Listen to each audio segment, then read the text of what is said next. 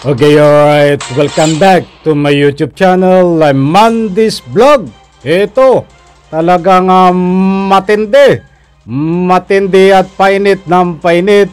Ito ng ating pagtatalakay, mga kaibigan. Senyor Aguila na leader ng kulto tatagas papunta sa bansang Korea. Naku po. Buti ay ika nga po'y natuklasan nito. Laman ng video na yan ang ating tatalakayin. At kung bago pa lang po kayo sa aking maliit pa na YouTube channel, inaanyayahan ko po kayo. Please subscribe. Sabay-sabay po nating i-like ang video na ito kung nagustuhan nyo po. Ako'y muling nakikiusap, mga kaibigan. Kung pwede lang ho, patapusin po nating panoorin ang kabuuan ng vlog na ito. At nang sa ganon, lubos po nating maunawaan. Eto na, samahan niyo po ako, mga kaibigan.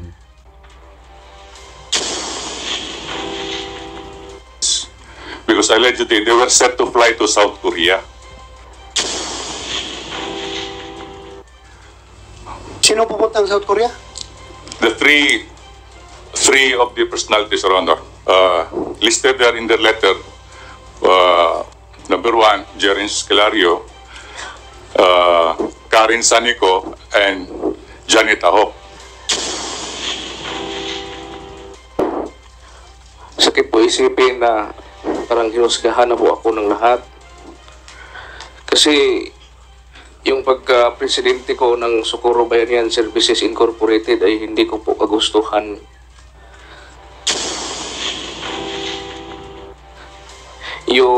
Kung hindi lang yung aming presidente na si Rosalina Tarok, hindi ako tatanggap ito. Kaya nga, pakinggan niyo po ako kasi hindi ko po magagawa yan. Bata pa po ako. Hindi nga po ako nakapagtapos ng pag-aaral.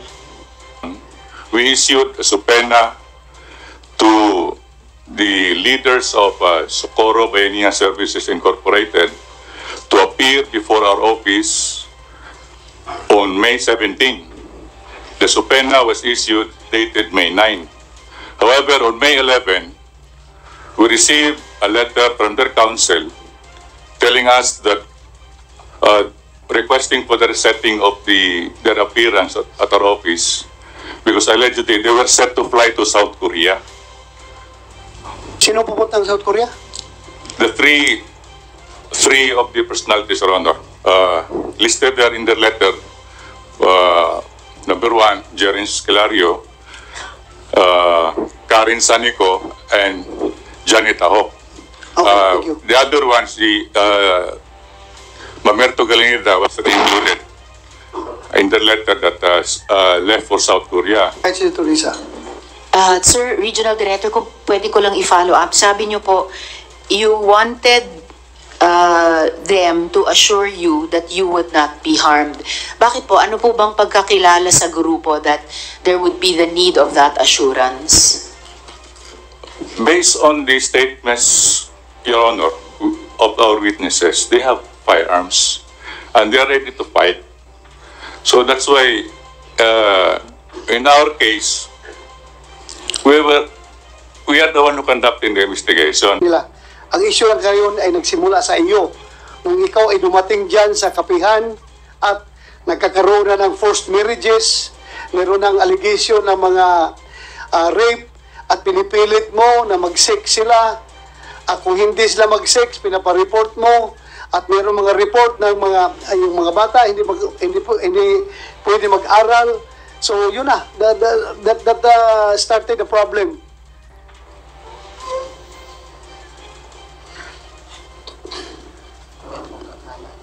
Your Honor, sa tinuod nga niya, Your Honor, huwag nagpailam akong Santo Niño. Dili, may mga to Cebu maghalad sa Santo Niño dito, magsinulog may mapilmig sinulog sa mga kabataan dito, o naaras kapihan ng Santo Niño. Sige, hindi ka Santo Niño. Pero, yung magpapakasal sa mga bata, kinakasal mo yung mga bata. Waya na himuha, Your Honor, kaya unsa may yung sulti, unsa may yung kamang kaagan, 23 anyos pa ko, 22 anyos pa ko.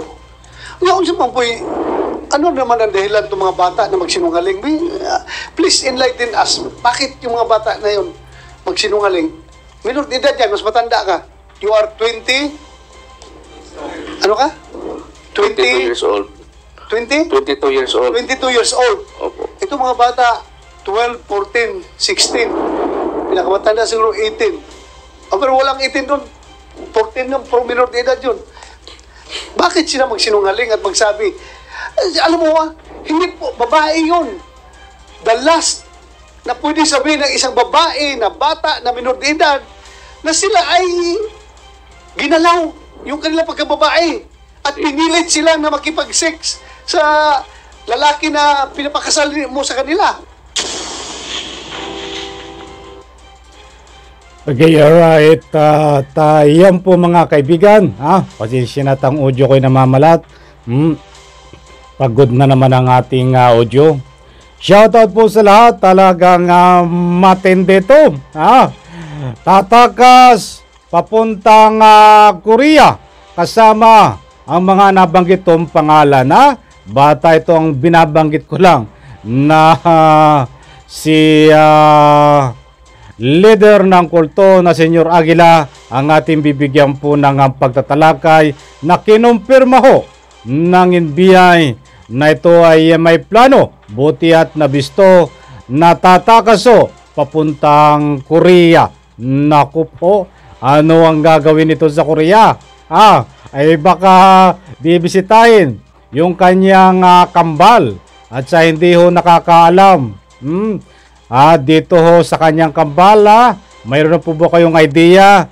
Sa bagay, nasa North Korea yung kanyang kambal. Ay tatawid lang naman ang boundary. Baka yun ang purpose nito ho. Bibisitahin at magpapasaklolo doon sa kanyang kambal na leader po ng North Korea. Kaya't pupunta po ng Korea. Diyos mio, mabagin. Diyos ko puro di malabirin. Suriin po muna natin mga kaibigan ang larawan. Isang video na maikli nandiyan sa ating screen. Iyan po si leader ng kulto na itong si Senyor Aguila. Aguila na walang pakpak. At talagang kung makikita nyo po ay binit-bit. Hinawakan dito sa likod, hawak-hawak. Siguro hawak yung may hawak niyan ay I'm sure alagad ho ng batas. At nandiyan talagang pasakay ng isang sasakyan. Matindi ito. May escort pa. Kaya lang ay hawak ko sa likod. Walang kawala. Natatawa ako, alam mo bakit?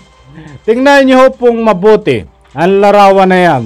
At sige nga, pampagood vibes lang. Muli, pampagood vibes. Habang tinitingnan ko ang larawan, ang video pala, ang video na nandiyan sa screen na makikita po natin ay talagang kamukhang kamukha. Ang tiyan, ang paglalakad, ang taas ng sino ito? Sinasabi nila kamukha daw ito ng isang abogado. Sinong abogado yon? Kilala nyo po ba ang kamukha nitong abogado? At kung kilala nyo, pwede nyo i-comment yan sa comment section.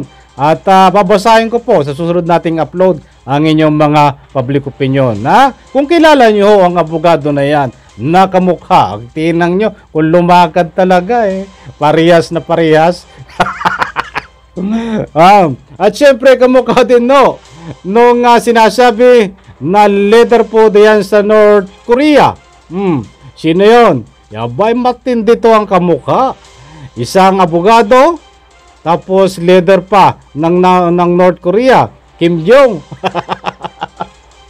Talagang matindi. Doon ako natatawa Tingnan mo kung maglakad.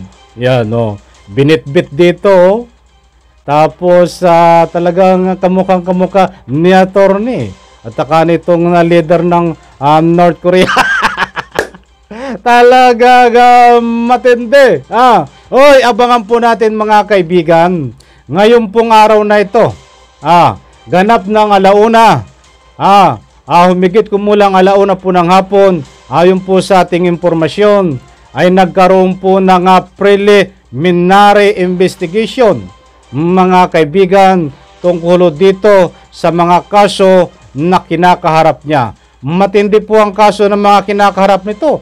Kahit isang kaso lang po, ay Nobel po itong kidnapping, mga kaibigan. Kaya't aasa po tayo dito na hindi lang po diyan sa Senado ito makukulong, bagkos ito po ay makukulong ng tuluyan once na pinairal, binigyan po ng ngipin itong mga kaso na sinampa po sa kanya. Nobel recommendation po yung iba kaso nito. Habang nililitis ang kaso ay walang pansamantalang kalayaan, mga kaibigan.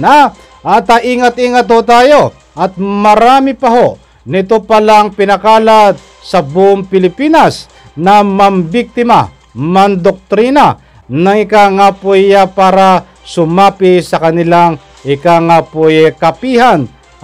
Ay ang pinupunteriyaho nito ay ang bata, matanda, wala hong pinapaligtas. At kahit mo matalino, abogado, guro at pulis pa kayang biktimahin. Kaya doble po ingat po tayo. Paalaala mga kaibigan, dahil ito po ay may paraan kung paano po mangakit at nang sa ganun po sumapit sa kanyang kulto. At hindi natin alam, baka kaibigan mo, ikaw, ako ay maging biktima nito. Kaya't kaunting paalaala lang po mga kaibigan. Neto, maliwanag po sa mga hindi pa ho nakakapasyal sa aking upload, ilang hours na ho ang nakakaraan tungkol dito sa kumakalat na ika nga po pag-dismiss ng kaso ni Marvin Miranda na mastermind dito sa pagpaslang kay Governor Roel Digamo.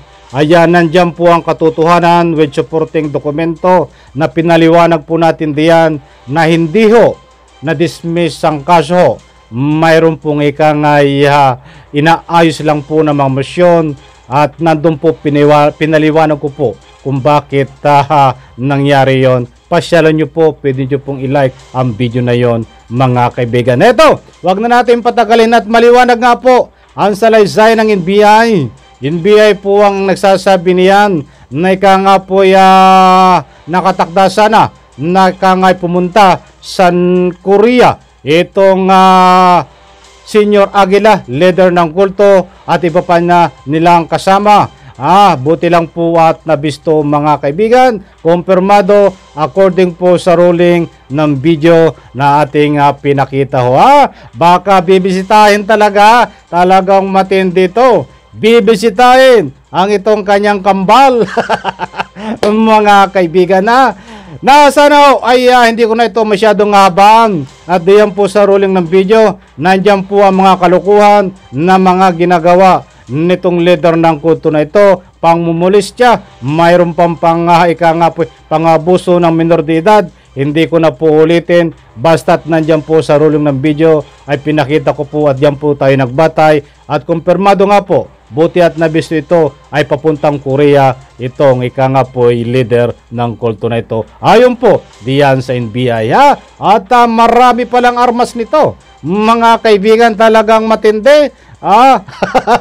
Tinalo pa ang gobyerno, nagtatago ng armas, samantalang ang gobyerno ay hindi po nagtatago ng armas, pinapakita ho sa taong bayan. Samantalang itong Aguila na ito, Senior Aguila, ay nakatago po ang armas sapagkat po yan na tinatawag na isang kulto may masamang balak na paggamitan ng kanilang armas. Ayon po yan diyan po sa NBI. Sana naman po bilis-bilisan po natin at alam nyo, maraming paraan para itong Senior Aguila ay makagalaw at nasa ganun po itago ng tuluyan, itapong kung saan man lugar ang armas po na sinasabi nyo po. Bilisan po natin, sana po ay magkaroon ng search warrant. At hanggang ngayon po ay nag-iimbestiga ay wala malang pong search warrant doon sa parameter na kapihan at nasa ganun ay maipakita sa madlang people na talagang nakuha po ang armas mga kaibigan. Yun po ay aking palaala lamang mga kaibigan. Okay, at shoutout po muna tayo at baka tayo kulangin po sa oras mga kaibigan. At heto, buhat kay Francisco Coy. Francisco na lang. Francisco sir, shoutout. Ito ay masugid din nating taga-subaybay na nagbibigay ng public opinion. Baka takot ang prosecutor or judge dahil sa Miranda rights. Maraming salamat po. Shoutout Kinunismel. Shoutout po Juanito, shoutout. Bakit ganun ang korte? Baka kasabwat ang korte. Paul Watch, idol, thanks. Very informative. Sheila De La Torre. Buhat naman dito kay Marlin. Alam ko from Negros din ito eh. Marlin, salamat po. Idol Andy, help us to pray for the peace at pagbayarin ng mga TV sa pagpaslang di umano ng aming tatay Digamo. Please, Sir Idol, keep safe lagi. Buhat po dito kay Marlin. Maraming salamat po. Mula buhat din kay Marlin. Sir Idol Andy, sorry but nangihina na kaming taga Negros Magic na naman ang Digamo case. Nakakalungkot tayo. Panoorin nyo lang po yung ating upload at yan ho ang katotohanan na talaga pong hindi po dismiss ang kaso po kay Miranda. Okay, Cesar, naka 1 point na si Miranda. Ayun, dahil nga nag-grant ho yung ika nga po motion to quash but hindi po totally dismissed. Mayroon pong dapat ayusin pa. Okay, nasa na ba tayo? Sir Andy, matamang-tama kayo. Hindi pa dismiss ang kaso ni Miranda. Buhat po kay Leonardo, maraming salamat po. At ito pa, salamat Sir Andy at sa maunawaan. Salamat Sir Andy at naunawaan na po namin. Buti na lang po at andyan kayo at nagatid ng katotohanan. Talaga naman itong campus sa kabila, atat na atat sila na matapos ba ang kaso. Sos Marios, pagdinig ko sa balita, nalabas akala ko talaga na basura ang kaso. Napag-isip ko bakit ganon ng hustisya, buti na lang po maliwanag na ang lahat. Salamat Sir Randy, keep safe po. Buhat kay Florimpas, shout out, maraming salamat po. Okay, hanggang dito na lang po muna mga kaibigan. Yan po muna ang ating may bibigay sa inyo na ika nga po ating maliit na talakayan mga kaibigan. At dito nga po, sana ay nakuha nyo ang gusto kong ipunto dito sa ika nga po ating tinalakaya. Maraming salamat po at pagpalain po tayo lahat. Sabay-sabay po nating i-like ang video na ito. Diyan sa comment section ay pwede ho kayong magbigay ng public opinion. Abangan po natin ang latest update. Bukas magbibigay tayo dito ho sa ginanap na preliminary hearing diyan po sa DOJ tungkol dito sa leader ho ng kulto mga kaibigan. Kung ano po ang development at syempre tungkol dito sa pag-aresto ho kay Yarny Tibes, maaresto man o hindi pa, ay magbibigay po tayo ng latest update once na mayroon po tayong bagong video na lumabas mga kaibigan. Maraming salamat po. Huwag pong kalimutan, sabay-sabay po nating i-like ang video na ito mga kaibigan, at sabay-sabay po natin pumalakpak